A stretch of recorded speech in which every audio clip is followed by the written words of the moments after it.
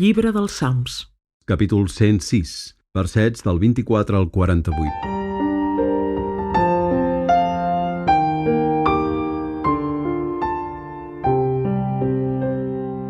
Els nostres pares després van menysprear la terra deliciosa i no cregueren en la seva paraula.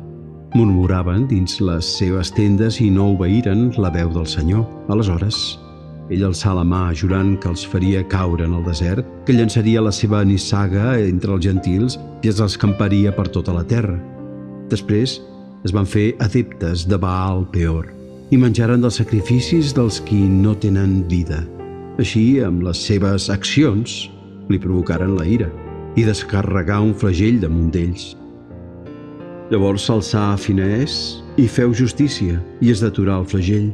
Això li fou atribuït per mèrit al llarg de les generacions per sempre. També l'irritaren prop de les aigües de Meribà. I Moisès tingué dificultats per culpa d'ells, ja que li amagaren l'esperit, i els seus llavis van parlar a la lleugera. No extirparen els pobles que el Senyor els havia dit, i es van emparentar amb els gentils, i adoptaren els seus costums, i fins i tot veneraren els seus ídols, que fou per ells un mal pas. Immolaren els fills i les filles als dimonis. Vessaren la sang innocent, la sang dels fills i de les filles, sacrificats als ídols de Canaan, i la terra fou profanada amb sang.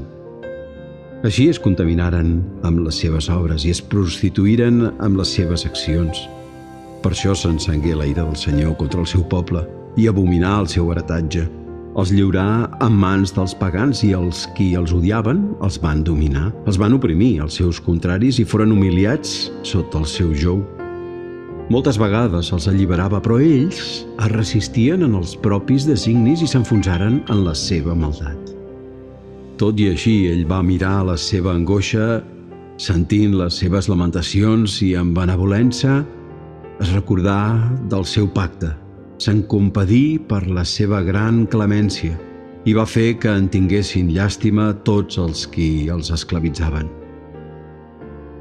Salva'n, Senyor, Déu nostre, i recull-nos d'entre les nacions, per tal que donem gràcies al teu sant nom i puguem gloriar-nos en la teva lloança. Beneït sigui el Senyor, Déu d'Israel, des de sempre i per sempre. I digui tot el poble: Amén. Aleluia.